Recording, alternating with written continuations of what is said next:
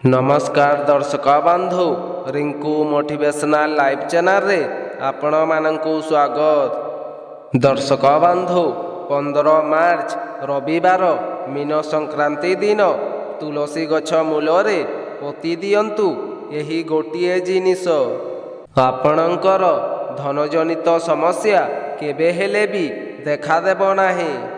जेउ माने ऋण करजरे बुड़ी जाइछंती सेमानंकर ऋण करज 1 मास मध्यरे सुझीजीव।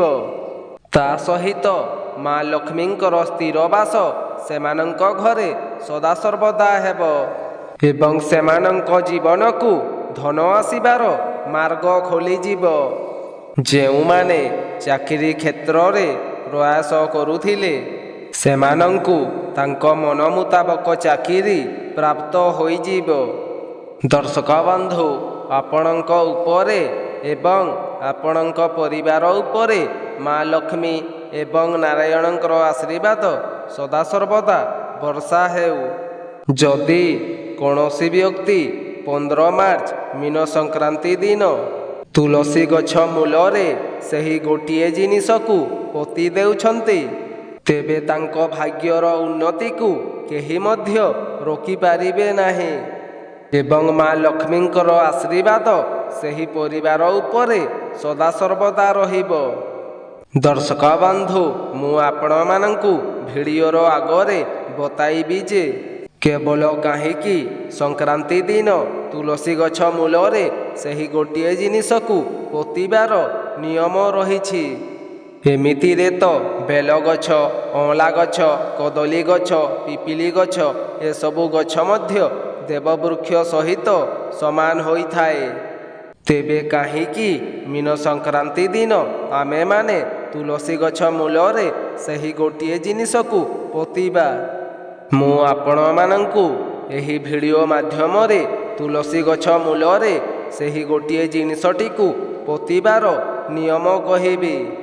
आपण माने केवल मीन संक्रांति दिन आपणक तुलसी गछ मूलरे सही गोटिए जिनिसटी को पोती देबार अछि। एही साधारण उपायटी को जे कौनसी व्यक्ति तांको जीवनर उन्नति पाई करि पारिबे।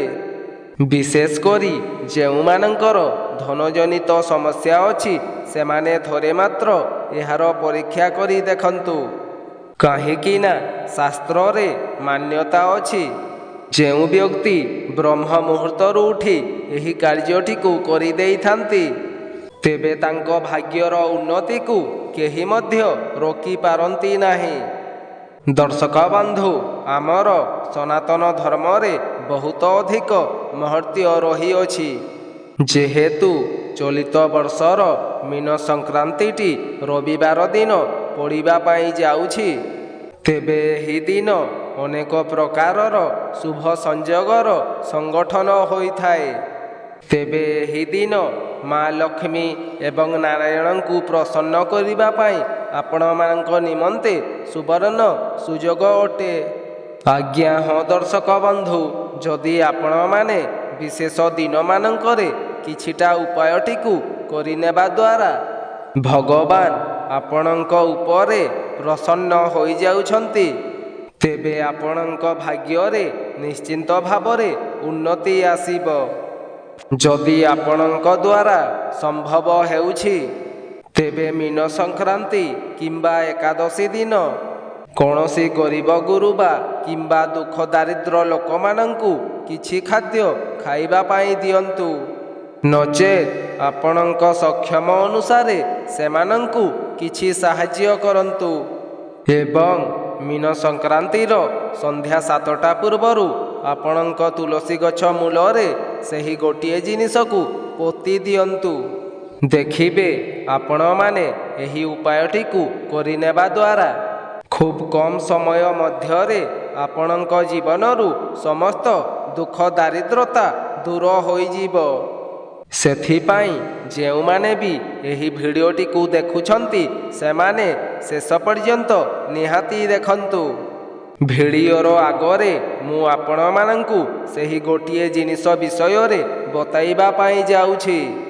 ସେଥିପାଇଁ ଆପଣମାନଙ୍କର ଫାଇଦା ନିମନ୍ତେ ଭିଡ଼ିଓଟିକୁ ଶେଷ ପର୍ଯ୍ୟନ୍ତ ନିହାତି ଦେଖନ୍ତୁ ଏବଂ ଏହି ଉପାୟଟିକୁ କରିନେବା ଦ୍ୱାରା ଆପଣମାନେ ଧନଧାନ୍ୟରେ ପରିପୂର୍ଣ୍ଣ ହୋଇଯିବେ। ତା ସହିତ ମା ଲକ୍ଷ୍ମୀ ଆପଣଙ୍କ ଘରେ ସଦାସର୍ବଦା ବାସ କରିବେ।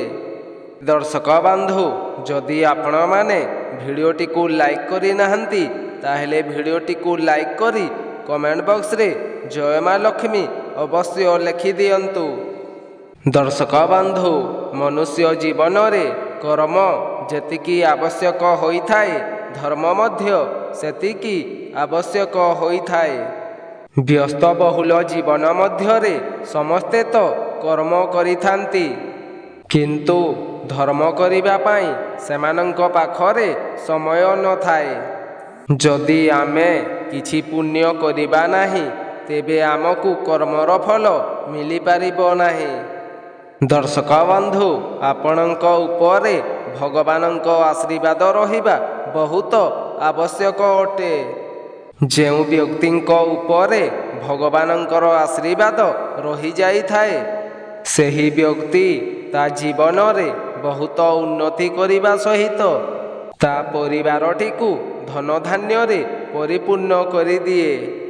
ତେବେ ଆସନ୍ତୁ ଜାଣିବା, ମୀନ ସଂକ୍ରାନ୍ତି ଦିନ ତୁଳସୀ ଗଛ ମୂଳରେ ଏମିତି କେଉଁ ଜିନିଷଟିକୁ ପୋତିବା ଦ୍ୱାରା ଆପଣମାନେ ଧନଧାନ୍ୟରେ ପରିପୂର୍ଣ୍ଣ ହୋଇଯିବେ, ଯାହାଦ୍ୱାରା ଆପଣଙ୍କର ଋଣ କରଜ ଏବଂ ଧନଜନିତ ସମସ୍ୟା 1 ମାସ ମଧ୍ୟରେ ଦୂର ହୋଇଯିବ। ଦର୍ଶକ ବନ୍ଧୁ, ଯେମିତିକି ଆପଣମାନେ ଜାଣିଛନ୍ତି ଆମର ସନାତନ ଧର୍ମରେ ସଂକ୍ରାନ୍ତିର ବହୁତ ଅଧିକ ମହତ୍ତ୍ୱ ରହିଥାଏ। ଯେହେତୁ ଚଳିତ ବର୍ଷର ଶେଷ ମୀନ ସଂକ୍ରାନ୍ତିଟି ରବିବାର ଦିନ ପଡ଼ିବା ପାଇଁ ଯାଉଛି, ତେବେ ଏହା ଆପଣମାନଙ୍କ ନିମନ୍ତେ ସୁବର୍ଣ୍ଣ ସୁଯୋଗ ଅଟେ। କାହିଁକି ନା ଏହି ଦିନ ଯଦି ଆପଣମାନେ ମା ଲକ୍ଷ୍ମୀଙ୍କୁ ପ୍ରସନ୍ନ କରାଇଦେବେ ତେବେ ମା ଲକ୍ଷ୍ମୀ ଆପଣଙ୍କ ଘରେ ସ୍ଥିର ଭାବରେ ବାସ କରିବେ। ଦର୍ଶକ ବନ୍ଧୁ, ଯଦି ଆପଣମାନେ କୌଣସି ନୂତନ କାର୍ଯ୍ୟଟିକୁ କରିବା ପାଇଁ ମନସ୍ଥ କରିଥିଲେ ତେବେ ସଂକ୍ରାନ୍ତି ପରଠାରୁ ସେହି କାର୍ଯ୍ୟଟିକୁ କରିବା ଆରମ୍ଭ କରିଦିଅନ୍ତୁ। ଦର୍ଶକ ବନ୍ଧୁ, ମୀନ ସଂକ୍ରାନ୍ତି ପରଠାରୁ ଆପଣଙ୍କର ଭାଗ୍ୟରେ ବହୁତ ବଡ଼ ପରିବର୍ତ୍ତନ ଆସିବ ଏବଂ ଆମର ଶାସ୍ତ୍ରୀୟ ମାନ୍ୟତା ଅନୁସାରେ ଚଳିତ ବର୍ଷର ମୀନ ସଂକ୍ରାନ୍ତିଟି ଖାସ୍ ଏବଂ ଗୁରୁତ୍ୱପୂର୍ଣ୍ଣ ହେବାକୁ ଯାଉଅଛି।